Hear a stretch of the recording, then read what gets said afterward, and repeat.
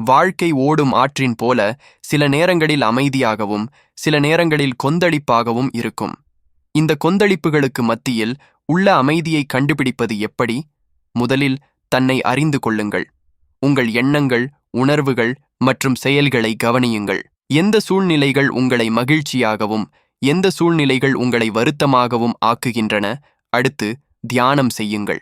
அமைதியான இடத்தில் அமர்ந்து உங்கள் மூச்சுக்காற்றை கவனியுங்கள். எண்ணங்கள் வந்தாலும் அவற்றை அனுமதித்து மீண்டும் மூச்சுக்காற்றை கவனியுங்கள். இயற்கையுடன் இணைந்திருங்கள்.